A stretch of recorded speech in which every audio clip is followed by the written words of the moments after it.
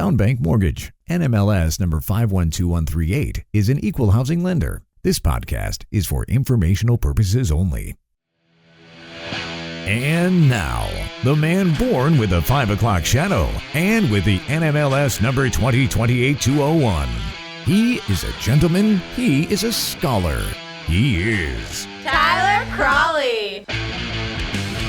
All right, welcome everyone to the latest edition of the Cape Fear Report. I, of course, am Tyler Cralle, loan officer at Town Bank Mortgage, and we are keeping the Intracoastal theme going because joining me here on the program from Intracoastal is Frank Geraci. And I think I got that one right, Frank. Yes, you did. All right, good. Thank you. So, Frank, thanks for being here. And as always, we do with the hard-hitting question, which is, how did you get started in real estate? The easiest answer to that is I was downsized. Okay. And so it was like, what would I like to do besides nothing? And having had some construction experience and like houses, I decided to get into real estate. And that was in 2012, and so, back in New Jersey. Okay, so you started in New Jersey. Yeah. Okay, and so before you got into real estate, you said you were working in construction. So you had was it residential? I had a baguard with the Corps of Engineers and military. I did a lot of DIY projects. I just, I guess I was a hands-on person to begin with. But before that, I was in the printing and packaging industry, did a lot of work with the cosmetic industry up in New York. Okay. And then got into real estate, which I really enjoy. So you first were in the military, correct? No, actually, okay. When I was in the printing and packaging for 45 years, and simultaneously between being drafted, going to Vietnam, coming back, going into the National Guard. I had two careers going on at one time. Well, I can see why you wanted to stay busy when you're downsized. All right, so then you got it. So after the packaging, after you retired from the military, then you got into construction. That is correct. And so. Was it residential construction or was it? It was a combination. I did some work with Habitat for Humanity up there. Okay. Down here in Raleigh when we lived there, just because of my background, and I enjoyed it, and that actually helped me transition into real estate because I like houses. I like visiting houses. I like construction. I like to tear things apart. Of course, as we used to say in the military and the Corps, and we can blow things up. Yeah, that doesn't happen as often unless I guess you got to tear down. Right. And so you were in New Jersey, and then you moved to the Triangle. We moved from Jersey. We moved down to Raleigh, Durham. Okay. 11 years ago, and transitioned to again real estate there with a company. Used to be Weichert Realty. Now it's Pinnacle. Very good company. And then we moved here to Wilmington, which the main reason was there aren't many really good ocean beaches in Raleigh, Durham. No. So that's why we're here. And we love it here. And we've been here now over 7 years and been enjoying real estate as much as the other two places. Of course, every time we move, I'm starting over. I do want to get into that. But so you moved here like right before COVID then, right? Yeah. Am I doing the math right? We were here, 7 years ago. So we were, in what that would be. So it's about 2019, 2018? Yeah, I was going to say. So we were here then, and it was a much different time. Yeah. And then COVID hit, and that was a much different time. So I mean, that is interesting because, I talked to a lot of people who were in the business and then, COVID hit. So you were kind of getting your footing when COVID hit. And so that's got to be quite the whirlwind to go from, oh no, am I going to be able to work to, oh my gosh, I'm busy, very busy. I mean, it was interesting because I have kind of a niche in the community that I work in, and thankfully it's because of referrals and people, relying on my expertise, whichever that is. But it really started to blossom, and it's gotten busier. And COVID was in a way good for me because the relationships that I was able to develop from the community by being involved, the referrals came through, and that's where it continues to be, and not just finding new clients without having knowledge of who they are, who I am, and it becomes easier that way. And right now, it's growing, and that's a good thing. Well, yeah, I mean, it seems like having, especially during the COVID time, having connections to other places where people were desperate to get out of and going somewhere, especially people coming from north down south. I mean, was a lot of the business during that time. And so you saw that kind of personally pick up. Yes, it did. And, the biggest thing is I live in a 55 plus community. Mm-hmm. And so people there had friends who were coming. And that was the bigger thing, is that people who knew me from the community had friends who wanted to come to Wilmington and possibly be in that community. I was the right person for them to contact. Well, I mean, it is interesting because, you have some people in real estate who have been here, their whole life, and have worked in real estate and sort of have that kind of, that's sort of what they're known for. But then also you have a lot of people moving here who they might not be able to connect with because, there obviously is some sort of like a little bit of a disconnect. And so someone like yourself who did live up north and is now here, do you find it easier to kind of talk to these people because you know exactly what they're doing moving from the north down to here? Well, to a certain degree, the answer to that is yes. The other thing is that people know that I can relate to what they're going mm-hmm. through. And so they feel more at ease about asking questions that maybe they wouldn't ask a real estate agent that they don't really know well enough. They know me because I'm from an area where they came from, mm-hmm. or I know the area they came from, or I have friends or relatives from an area that we came from. It does help. The biggest thing with that, and you mentioned people who have lived there. The biggest thing for our business is always referral. Yes, yeah. It's nice to get the new people who come in, but let me tell you, the business, if you don't develop the people that you know and have, and I mean that in a positive way, is that the referrals will come because people will automatically think of you as the go-to person. Oh, real estate? I know just a person you should talk to. And I mean, I get calls, if not daily, sometimes weekly, mm-hmm. sometimes monthly, from people who, I've got a friend coming down, would you be interested in talking to him? And I'm always interested in talking to him because this way I can have a feel that I can give them information, if nothing else. They may not come down now. They may come down in a year or 2 years. But at least you've planted the seed that you are a trusted advisor to them. Mm-hmm. And that's really where the referral business develops. Now, the people who you're working with who are moving down here, are you seeing a lot of them looking, because, Wilmington prices have just absolutely skyrocketed, and a lot of them are sitting on a good amount of money. Obviously, a lot of them are retiring. They're selling their house up north. Are you seeing a lot of them still come to Wilmington, or do they come down here and they're like, we like Wilmington, but then you show them, Brunswick County or Pender County, and they're like, oh, I didn't know about this, and all of a sudden they can get a little more bang for their buck? Well, as a real estate person, I shouldn't be just showing them Wilmington. Yeah. Because that's kind of restricting it. I need to be open to showing them whatever fits their need. And that's more important than, you just should come to Wilmington. Yeah. Everybody doesn't want to live in Wilmington. I have clients from New York who are building over in the Brunswick Forest area now because they like it over there as compared to, being in Wilmington and close to this. Everybody's got a different need and a different want.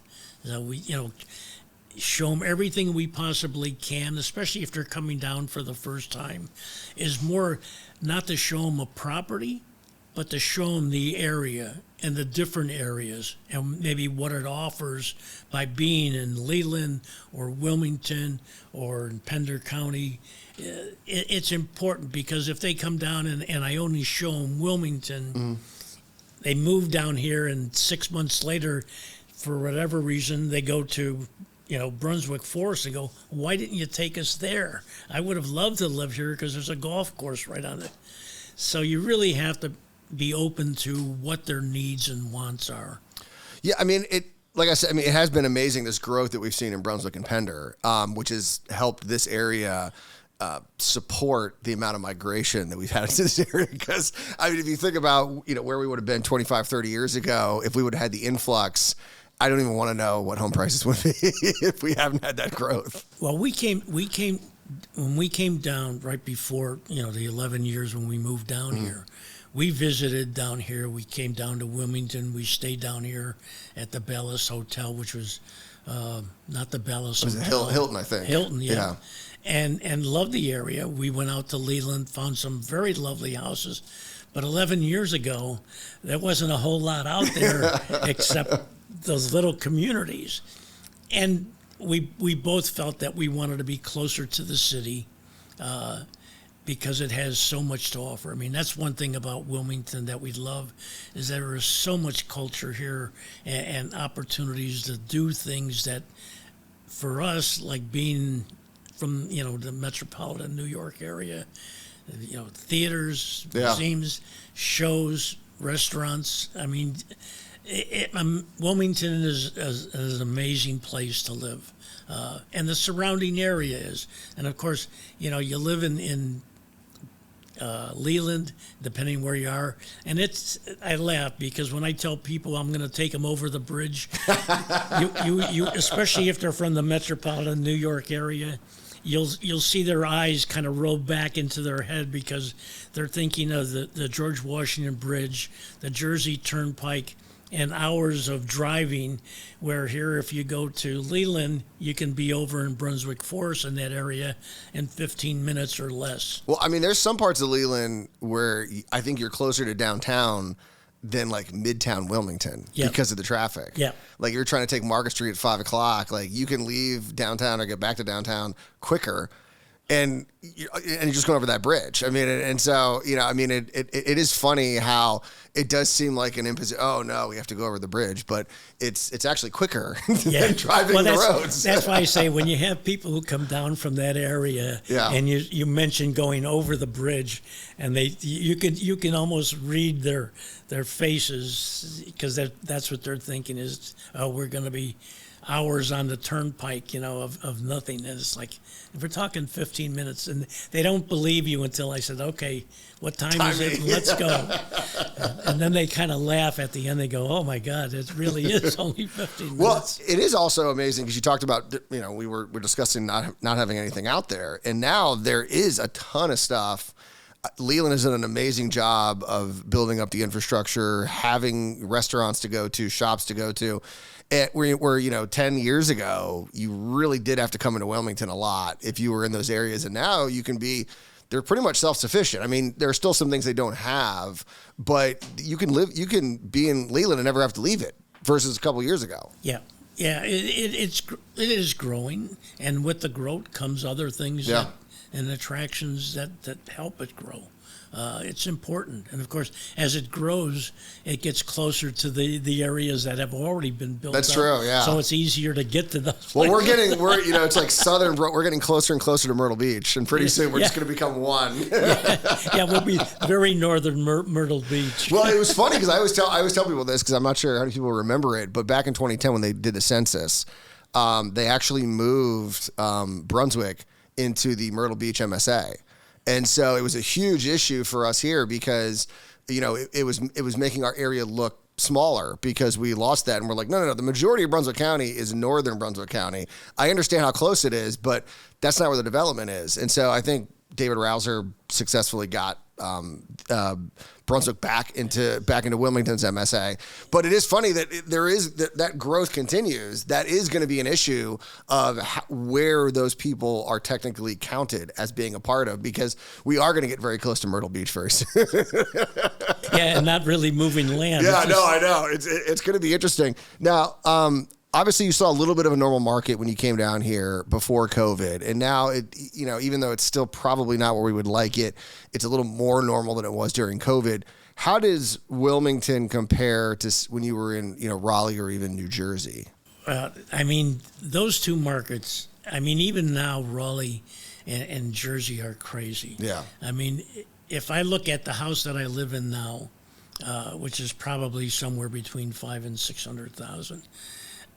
If I were in Jersey or if I was in Raleigh, I'd be paying taxes somewhere in the range of anywhere from $15,000 to $25,000 a year. Oof. And you know, I'm only paying $3,600 a year. That's a lot of restaurant dinners, Yes. you know, trips or whatever. But it really, you know, it really becomes a matter of it's just a good value to be here. And of course, I can't complain about the weather. Yeah, we had 3 days of, you know, subnormal weather here this year, and I laugh because people complain, and I'm like, yeah, I watch the news in the morning, and I see that, you know, 3 feet of snow or ice for a week.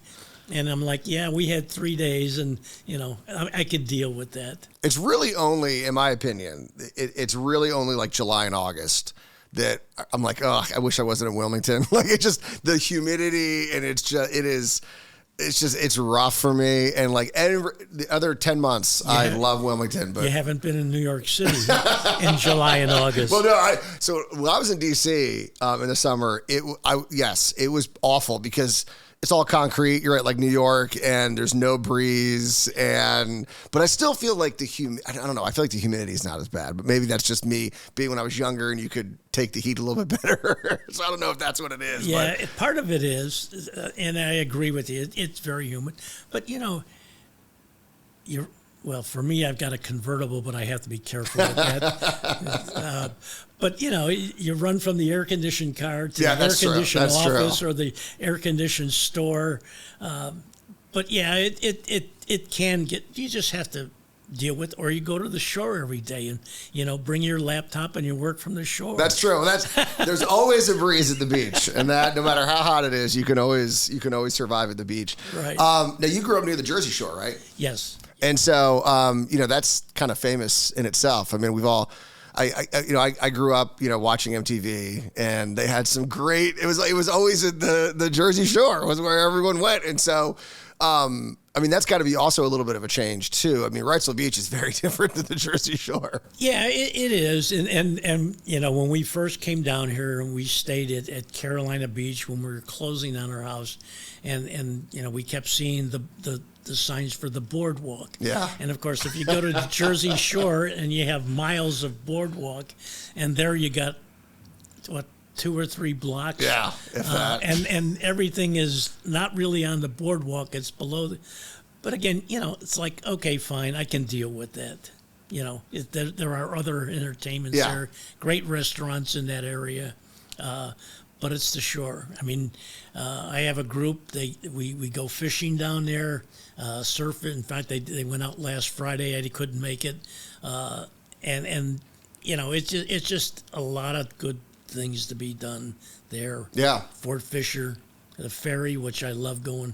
If I have to go over to Southport, I don't drive. I go down and catch the ferry. Why would I drive around when I can take the ferry, have a cup of coffee, enjoy the time going across? So yeah, I mean, it there's definitely, you know, people talk about, you know, some people don't like the growth that we've seen here because it's losing, you know, people go, you know, we're losing some of the stuff because of all this development. But at the same time, it's also preserving a lot of things because now you have more commerce happening. And so it's going to allow businesses that may have been struggling to now stay open. And so, I mean, like, you take like Britt's Donuts, for example, at Carolina Beach, which is like an institution, which always would have been successful. But think about what business they're getting now versus what they were getting 20 years ago, and ensuring that they're going to, you know, stay there and be able to survive. Yeah, and there like them, there are a number of good restaurants down there. Yeah. And more coming, and that's a good thing. It's just a matter of, you know, people getting used to, it's not the Jersey Shore, but do I need the whole Jersey Shore? I've got this little patch of heaven, and it's enjoyable. I mean, you know, you temper everything you do. We also like Wrightsville Beach. I mean, the two, and that's the interesting part about this area. If you look at Wrightsville Beach, Carolina Beach, Curry Beach, they're different. And they're different in that if you look at Wrightsville Beach, I find that more of an adult area or a grown-ups area, where Carolina Beach has more to offer for people who have smaller children and things because this way the kids have something to do, where there's not as much other than going to restaurants or ice cream stores, things of that nature in Wrightsville. But that's just the nature of the beast. Well, and what's also amazing too is that people talk a lot about Wrightsville Beach and then Carolina Beach, but it's all the beaches that we have lining the coast, going up to Pender, going down to Brunswick, that all have kind of their own charm. Right. And you are seeing, I think, you have seen a lot of tremendous growth because people are realizing how awesome some of these other beaches are. Oh yeah, and accessible they are. Yeah, and I have to admit, I haven't, besides the ones here down to Calabash, I really haven't explored all of the ones further up north, Topsail and Hempstead area. But I'm very content with being, 15, 20 minutes from either Carolina, Curry, and not only great beaches, but also good restaurants right by the beaches. And that's an important thing. No, yeah, I mean, absolutely. And the good news is that we, have room to grow, because it is going to continue because, so how did you kind of find Wilmington? Because obviously you're in Jersey, and did you come down before 40, or was it after 40 that you discovered Wilmington? Well, yeah, we have a younger son and family who were in the Cary area. Okay. And they had moved down there for business reasons. And so we would visit them periodically, obviously, grandkids. Yeah. And so we looked at, okay, when it comes time to, and I use the word retirement kind of sparingly because this is my fourth career. Where would we be? Where do we want to be? Because we have an older son and family in San Francisco. Oh. And it's a lovely place to visit and everything, but I'm not sure I could afford to live there. A little pricey, yeah. As much as you say, well, Wrightsville Beach is expensive, or there's, down Carolina Beach, there's some very expensive homes. Let me tell you, San Francisco's, that's where that's a different price range. If you looked at a $500,000 house, it barely would be standing. Oh yeah. Well, they always joke about when you had sort of the rise of the homeless population in San Francisco area, and people were joking about these boxes that people were living in being like selling for like hundreds of thousands of dollars if you could actually sell them, because that's how valuable that real estate is in the San Francisco area. Yeah, and fortunately, my son and daughter-in-law have a place there, and they're doing fine. But again, looking at, is that someplace that we would retire, or would we think about staying where we were up in Jersey in the Princeton area, which also wasn't, for retirement purposes, a big expense. Yeah. So we looked at North Carolina, and we liked what we saw. So when we came down, we also said, Raleigh, Durham, Cary, yeah, it's lovely, but it's not close enough to the shore. So we did explore down here. And again, 11 years ago, it was totally different than it is now. And 11 years from now, it'll be totally different than it is. Yeah. So there's you can't can't stop change, and like I said, you don't want to have the other problem, which it's funny because people acted like when COVID hit and everything, oh no, I remember there was an article about, is this the end of New York City or something along those lines, and it did seem like I could see where someone maybe would write that, but then of course everything kind of self-corrected, and as many people are moving out of the north, whether it's Jersey or New York or Connecticut, you're also seeing a ton of people move there, and so it is sort of this funny sort of circle that continues even though people aren't seeing the other side of it. Yeah, I mean, and that's typically of, when we say real estate is a roller coaster. And you go from the highs when you're busy, and then the lows when you're not busy, and the craziness that goes with it when you're busy, and the lows when you're not busy. And it's a matter of doing the things that make real estate fun to be in. Yeah.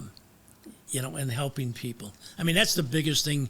Intracoastal is one of the reasons I joined them, is that they have a company culture that really focuses on, when I say me, agents as a whole, doing the best job that we possibly can for our clients. And with that comes the rewards of our growth.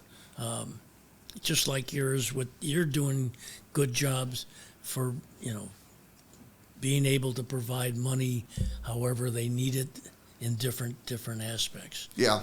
And it's important. No, I mean, that is what it is all about. I mean, I think you do get kind of caught up in the sort of day-to-day kind of, rat race aspect of it. But at the end of the day, the one thing that I do love about this business is, because so often when you're in sales, there is this sort of component, are you selling people something they don't really want?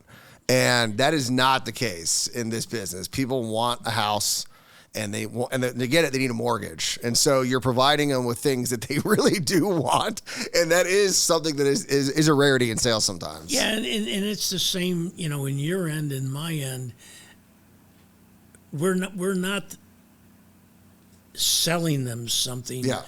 We're helping them get Find it. what they want. Yeah. And so that becomes the fun part. Meeting people. I've always enjoyed working with people, helping them, talking to them about what a house has, what they have. People say to me, well, what do you know about mortgages? And I say, I don't know anything about mortgages, but I do know the people who I can direct you to, and they'll have all the answers. Because as much as real estate laws and things change, mortgages probably change daily rather than weekly or monthly. And so I really stay away from mortgages, and that's why we work with people like you and Town Bank. Yeah, I mean, I think it's also, I think that's really good advice as well for anyone who's looking to get, especially into real estate, because real estate is a bunch of people coming together. You got the real estate agent, you got the buyer, you got the seller. The seller has a real estate agent. You got an attorney involved. You have a mortgage person involved. You have an insurance person involved. And it really works well when everyone is doing what they know and not trying to be like, oh, I know, the insurance agent's telling you that. Well, that's probably not right. Or the mortgage that can create a lot of chaos. And it's letting everyone do what they do. And that's usually how you have kind of the best transaction. Yes. One of the more difficult things for a lot of people who get into real estate is they see the sort of freedom that you have to make your own schedule, but it's not really you making your schedule. Your clients make your schedule. I was joking the other day, the old Yiddish adage, which is man plan, God laughs. And to me, it's more man plans, client laughs, because it's like, you're like, I don't think I'm going to work tomorrow. And then the client calls you and goes, hey, I need to go look at houses, or I'd like to look at some mortgage rates. And it's like, all right, I guess I'm working today. and you're absolutely correct. I mean, as much as like people say, oh, are you working today? And it's like, I work every day. Yeah, I know. Whether it's, at 6 o'clock in the morning when I'm having my coffee, or it's 4 o'clock in the afternoon and I've been home for 3 hours. It's whenever I'm needed to do something for my clients, or something I need to fulfill a need to get something done. Well, it's interesting too, because at this point, obviously this is, you mentioned your fourth career, and you obviously didn't, want to retire. And so you probably are going to have a little bit, you get to make the decision, because, you are in a comfortable place in your life. And so you can be like, all right, I'm going to work, or I'm not going to work. But if you don't work, then you don't get any money. So, well, yeah. And that's the one thing about real estate. When you first get into real estate, you can't expect that you're going to hit a home run. Yeah. Immediately. It has happened. I've seen it happen. My first sale came probably in about 7 months. Mm-hmm. So you have to be prepared, if you start in this business, to be self-sustained for a good period of time. Hopefully things will happen quickly if you do the right things, if you have people who come to you and ask you for help, but you don't know. And even if you do all the right things and contacting people, doing mailings, doing open houses, there's no guarantee that you're going to get a paycheck out of it today. Yeah. It might be 6 months from now or 10 months from now, but that's the nature of our business. It's planting the seeds and letting them grow, and eventually you reap the rewards. Well, it's funny too, because a lot of this, you mentioned 7 months, like 6 months, 7 months, kind of a little bit over half a year seems to be the magic spot. When I talk with people about when they first got in the business, it was like nothing. Yes. And then, and mind you, it's like one deal, and then it's maybe another couple months, and so it's not like you're all of a sudden you're the top agent after 6. It's like you're getting a deal after 6 months. And then it's another 6 months. And then, after a while, like a year, 2 years, 3 years, things start getting more regular. Right. But that is what I've heard. And I've heard this from pretty much everyone I've talked to. It's the seems nature like the of number, our business. Yeah. It's once you have that first sale or first buyer, you get on to the next one. Yeah. And those people have friends. And it becomes my business. Like most agents, will be referral business from somebody who you've worked with or somebody who knows you and knows you have expertise in a specific area. And that's big. Now, so since you've started in 3 different places and had to start over 3 times, what is like your biggest tip for people when it comes to starting in a new place, finding clients, all that? I've been very fortunate in each of the 3 places that I've started, that I've lived in communities where I've been involved in some manner with clubs, with organizations, with the HOA structure, so that people got to know me other than a real estate agent. Mm. So when it came time for them to either sell or buy or have friends who wanted to move into the community, they would refer to me. And that really is the key. The biggest thing I find is that people don't, what we call farm, and let people know you're in real estate. I can't tell you the stories about how many people say to me, God, my neighbor just put his house on the market, and I went to him and said, how come you didn't, talk to me about it? Well, I didn't know you were in real estate. Yeah. And that's why, one of the things I kind of, especially the new agents telling you'll see me, I always wear my badge with my name on it, or I always wear an Intracoastal piece of apparel. And I can't tell you, you go to the coffee shop, you go, in the store, and you're standing there waiting, and somebody will look at you and they go, oh, are you in real estate? And the answer is always yes. What do you need?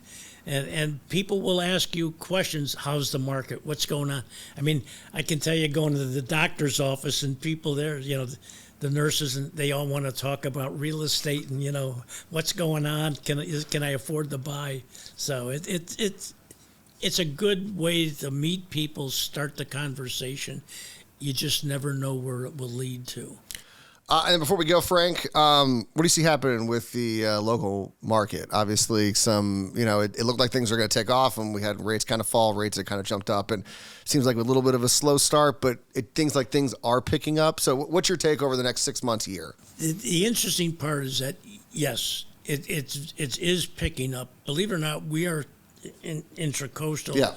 It has been very busy in the marketplace, and in the last 2 weeks, according to the reports we get every Tuesday from our offices, is that we've been selling upwards of $30 to $40 million worth of property every week. Wow. And it's growing. And the other part of it is we're also having listings that are showing $30 to $40 million coming on, which means there's more inventory. The problem has been people coming down because of the weather that we had. But now we see that starting to change with the warmer weather staying. More people are coming out to visit. And I think that's going to help. If we could just get those interest rates And Tyler always laughs when I ask him if we can get those interest rates down to that, 5.9, 5.7 number. I think, the market would explode here. Not that it isn't, because people are moving here. Yeah. It's just a matter of, do they want to make the move, or do they want to wait to see what's going on? Yeah, it did seem like there was a little, like, we were about to take off, and then with the Iran war and rates jumped, and we saw, like, kind of a little bit of a pause. But then everyone said, okay, these are, and I've had clients say that, well, these are what rates are, that's what they are, and you can always refi. But, yeah, I do think you're right that if we could get them down a little bit into that 5 number, I think it would be one of the best springs we've had really since probably COVID. Yeah. The other thing, I laugh when people say, oh, the rate's 6 point whatever. Yeah. And I go, yeah, I can remember I had a 14 at one time, and I'm like, I don't know how I managed that, but it's like, it reminds me that interest rates go up and they go down. Just like the real estate market, it goes up and it goes down. That is very true. That is very true. And as long as long as you can afford it and it makes sense for you and you're happy with the house, that's really the number key. one thing. But Frank, thanks for being here, man. I appreciate it. Thanks for coming on. Thank you for having me, Tyler. It's been a pleasure.